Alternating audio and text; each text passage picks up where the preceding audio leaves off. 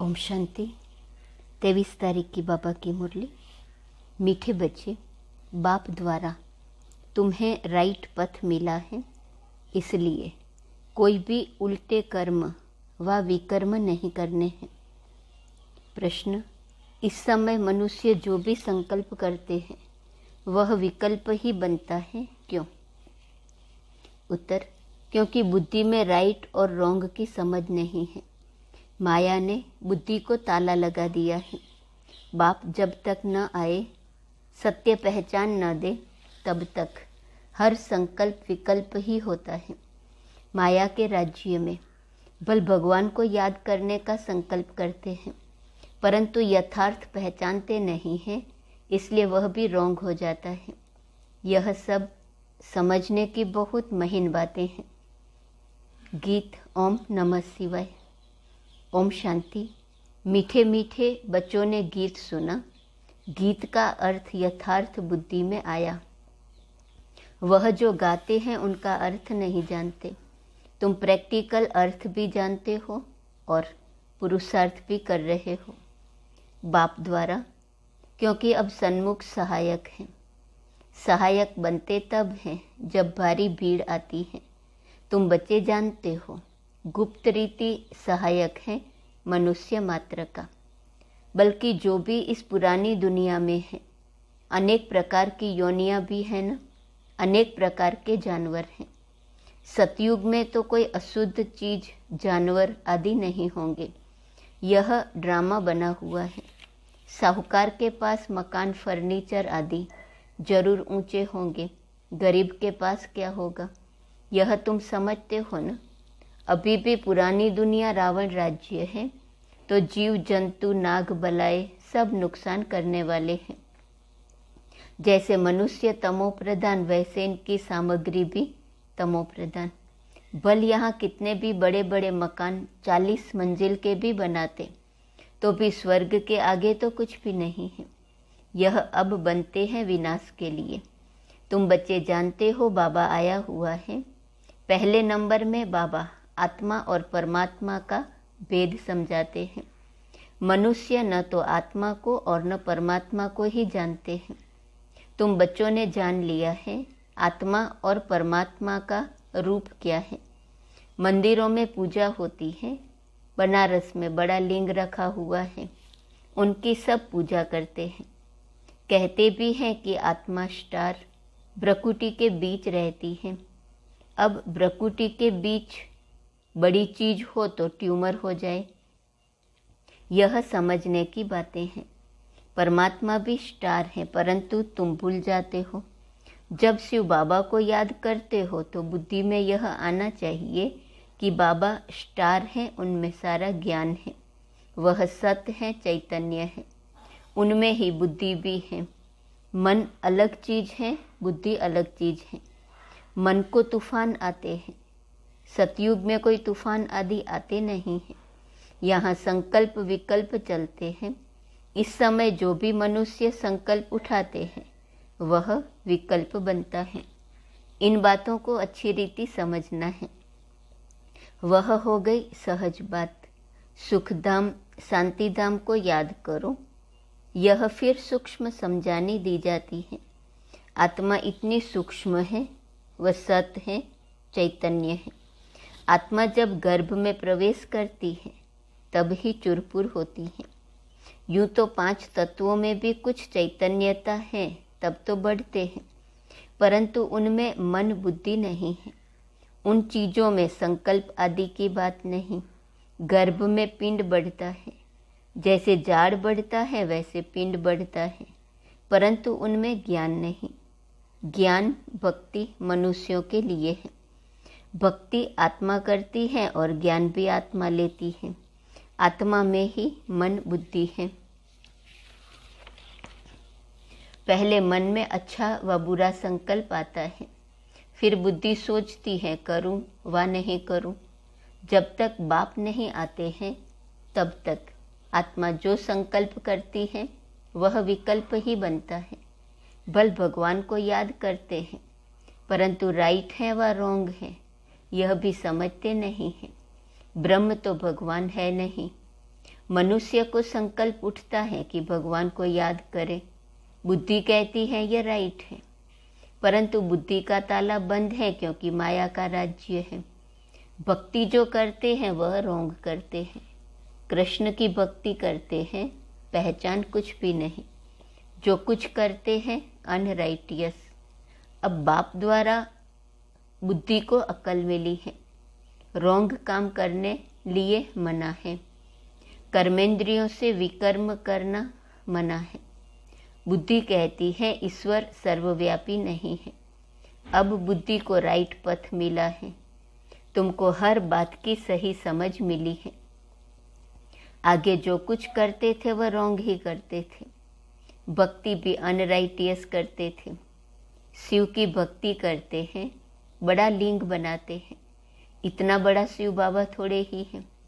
अब तुम्हारी बुद्धि का ताला खुला है, तब समझते हो सब अनराइटियस हैं। है ही झूठी दुनिया। सतयुग है सच्ची दुनिया।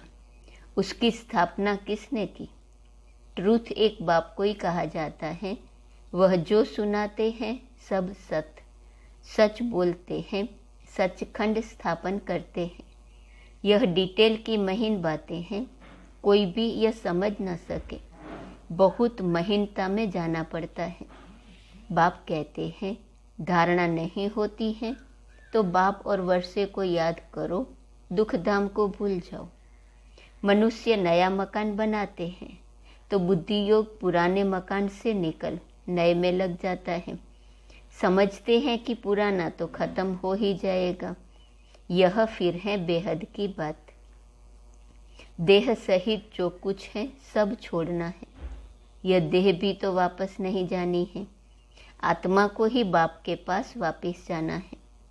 बाप कहते हैं मुझे याद करो, मैं जो हूँ जैसा हूँ।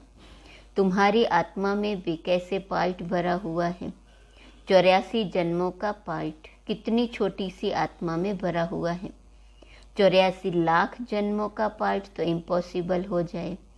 अभी तुम्हारी बुद्धि का ताला बाप ने खोला है तो समझते हो वह सब रोंग है। इतनी छोटी सी आत्मा में 84 जन्मों का पार्ट है। बाप राइट बात बताते हैं। बाप बच्चों से ही बात करते हैं, नॉलेजफुल है ना। कहते हैं यह ICS पढ़ा हुआ है। आत्मा ही पढ़ती है इन ऑर्गन्स द्वारा। बल बहुत धनवान बड़ा आदमी बनते हैं, फिर भी रोगी बीमार तो होते हैं ना। ऐसे नहीं कि बड़े आदमियों की आयु भी बड़ी होती है। बड़े आदमी जितना पाप करते हैं उतना गरीब नहीं करते हैं। इस दुनिया में तो पाप ही पाप होते हैं। यह है ही पाप आत्माओं की दुनिया। हर बात में पाप ही करते हैं। ब्राह्मण खिलाते हैं, यह भी पतित को खिलाते हैं ना। पतित को खिलाने से कोई पुण्य थोड़े ही होगा। अभी तुम रियलिटी में पावन बनते हो। सन्यासी बल पावन बनते हैं, परंतु वह कोई पावन दुनिया में तो जाने वाले नहीं हैं। फिर भी पुनर्जन्म तो पतित दुनिया में ही लेंगे। तुम थोड़े ही पतित दुनिया में जन्म लेंगे। वह समझते हैं कि दुनिया की आयु अजुन बहुत बड़ी है। जब तक विनाश हो तब तक पुनर्जन्म तो लेना ही पड़े ना, छूट नहीं सकते। तुम्हारा यह अंतिम जन्म है। तुम जानते हो कि हम पवित्र दुनिया में जाने वाले हैं। बाप बैठ समझाते हैं, बच्चे तुम पवित्र प्रवृत्ति मार्ग में थे तो देवता थे, फिर इतने पुनर्जन्म लेते आए हो। तुम अपने पुनर्जन्म को नहीं जानते हो। यह कोई एक को थोड़े ही पढ़ाया जाता है, अनेक पढ़ते हैं। बाप ब्राह्मण बच्चों से ही बात करते हैं। शूद्र इन बातों को समझेंगे नहीं। पहले 7 रोज समझाकर ब्राह्मण बनाओ। जो समझे हम शिववंशी ब्रह्मा कुमार कुमारी हैं। इस पढ़ाई से तुम नई दुनिया के मालिक बनते हो। यह है ब्रह्मा मुख वंशावली। प्रजापिता ब्रह्मा के सब बच्चे हैं। उनको ग्रेट ग्रेट ग्रैंडफादर कहा जाता है। ब्रह्मा को हमेशा बड़ा बूढ़ा दिखाते हैं, जैसे क्राइस्ट हैं। क्रिश्चियन लोग पुनर्जन्म तो लेते आते हैं। ग्रेट ग्रेट ग्रैंड क्राइस्ट, परंतु वह शिव बाबा तो निराकार है, उनको सिर्फ फादर कहेंगे। वह है निराकार, उनको गॉड फादर कहते हैं। उनका कोई फादर नहीं, गुरु भी नहीं, क्योंकि वह सतगुरु हैं। तब वे गुरु लोग कौन हैं? वह जिस्मानी यात्रा करते हैं, हम रूहानी यात्रा करते हैं। कोई मरते हैं, कहेंगे स्वर्ग पधारा, तो ये झूठ बोला ना, आते तो फिर भी यहाँ ही है। कोई कहते फलाना ज्योति ज्योत समाया। अच्छा, बड़े बड़े साधु संत मर जाते हैं, अगर वह ज्योति ज्योत जाकर समाया, फिर उनकी बरसी क्यों मनाते हो? ज्योति में समाया वह तो बड़ा अच्छा हुआ, फिर बरसी मनाना, उनको खिलाना पिलाना, यह तो फिर झूठा हुआ ना। वैकुंठवासी हो गया, फिर उनको नरक का भोजन खिलाते हो। इसको कहा जाता है अनराइटियस। जो कुछ करते हैं उल्टा ही करते हैं। मनुष्यों की बुद्धि को बिल्कुल ताला लगा हुआ है।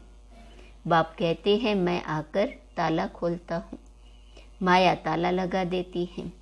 कहते हैं ईश्वर सर्वव्यापी है, समझते हैं यह ज्ञान परंपरा से चला आता है। इन विचारों को कुछ भी पता नहीं है। ज्ञान और भक्ति, ब्रह्मा का दिन और ब्रह्मा की रात दोनों इक्वल होता है ना। फिर सतयुग दिन की इतनी बड़ी आयु और रात को इतना छोटा क्यों कर दिया है? ब्रह्मा का दिन और ब्रह्मा की रात दोनों इक्वल होने चाहिए ना। यह बेहद की बात है। बाप आकर सब बातें समझाते हैं। बाप को ही ज्ञान रत्नों का सागर कहा जाता है। एक एक रत्न की वैल्यू लाखों रुपया है। बाप बच्चों को समझाते हैं। कल की बात है, तुमको समझाकर राज्य भाग्य देकर गया था। तुमने राज्य किया, अब गंवा दिया है। कल तुमको राजाई थी, आज नहीं है। फिर लो, आज और कल की बात है। भारत कल स्वर्ग था। भारत में ही शिव जयंती मनाते हैं। जरूर शिव बाबा आया होगा, अब फिर से आया है। तुमको राज्य भाग्य दे रहे हैं। अब तुम कौड़ी से हीरे जैसा बने हो। तुम एक्टर्स ने बेहद के ड्रामा के आदि मध्य अंत को जाना है, अर्थात त्रिकालदर्शी बने हो। बाप कहते हैं मीठे मीठे बच्चे, मुझ बाप को याद करो, भूलो नहीं। मैं तुमको स्वर्ग का मालिक बनाने आया हूँ। तुम नर्क के मालिक बनने वालों को भूलते नहीं हो और मुझ बाप को भूल जाते हो। माया जरूर भुलाएंगी, परंतु तुम कोशिश करो याद में रहने की। आत्मा को बाप ज्ञान देते हैं। आत्मा का काम है बाप से वर्षा लेना, देह अभिमान छोड़ना है। तुम बच्चों को पुरुषार्थ कराने वाला एक बाप है। यह पाठशाला है, इसमें दर्शन करने की बात नहीं रहती। प्रिंसिपल का दर्शन करना होता है क्या? यह तो समझने की बात है। यह राजयोग की पाठशाला है, आकर समझो। पहले पहले समझानी देनी है एक बाप की, तब तक आगे बढ़ना ही नहीं है। बाप की समझानी दे, फिर लिखवा लेना चाहिए। निश्चय बैठ जाए कि शिव बाबा से बेहद का वर्षा मिलता है, तो ऐसे बाप से मिलने बिगर रह न सके। त्रिमूर्ति शिव कहा जाता है। ब्रह्मा विष्णु शंकर को रचने वाला शिव। प्रजापिता जरूर ब्रह्मा को ही कहेंगे, विष्णु व शंकर को नहीं कहेंगे। प्रजापिता ब्रह्मा द्वारा विष्णुपुरी की स्थापना होती है। जगत पिता और यह जगत अम्बा। फिर लक्ष्मी नारायण जाकर बनते हैं, उनके बच्चे वारिस बनते हैं। बाकी त्रिमूर्ति ब्रह्मा का तो अर्थ ही नहीं निकलता। इनमें बाप ने प्रवेश किया है, इनकी आत्मा को बाप पवित्र बनाते हैं। अच्छा, मीठे मीठे सिकिलदे बच्चों प्रति माता पिता बाप दादा का याद प्यार और गुड मॉर्निंग। रूहानी बाप की रूहानी बच्चों को नमस्ते। रूहानी बच्चों की रूहानी बाप को नमस्ते नमस्ते नमस्ते। धारणा के लिए मुख्य सार, पहली पॉइंट, बाप ने बुद्धि का ताला खोला है, इसलिए कर्मेंद्रियों से कोई भी रॉन्ग कर्म नहीं करना है। ध्यान रखना है कोई भी संकल्प विकल्प का रूप न ले ले। दूसरी पॉइंट, अब वापिस घर चलना है, इसलिए इस देह को भी भूलना है। दुख धाम से बुद्धि योग निकाल बाप और वर्षे को याद करना है। वरदान, व्यर्थ की अपवित्रता को समाप्त कर, संपूर्ण स्वच्छ बनने वाले होली हंस भव। होली हंस की विशेषता है सदा ज्ञान रत्न चुगना और निर्णय शक्ति द्वारा दूध पानी को अलग करना, अर्थात व्यर्थ और समर्थ का निर्णय करना। होली हंस अर्थात सदा स्वच्छ, स्वच्छता अर्थात पवित्रता, कभी भी मैलेपन का असर न हो। व्यर्थ की अपवित्रता भी नहीं, अगर व्यर्थ भी है तो संपूर्ण स्वच्छ नहीं कहेंगे। हर समय बुद्धि में ज्ञान रत्न चलते रहे, ज्ञान का मनन चलता रहे तो व्यर्थ नहीं चलेगा। इसको कहा जाता है रत्न चुगना। स्लोगन, नाव और खिवैया मजबूत हो तो तूफान भी तोहफा बन जाते हैं। आज का स्वमान है, मैं निस्वार्थ सेवाधारी हूँ। ओम शांति।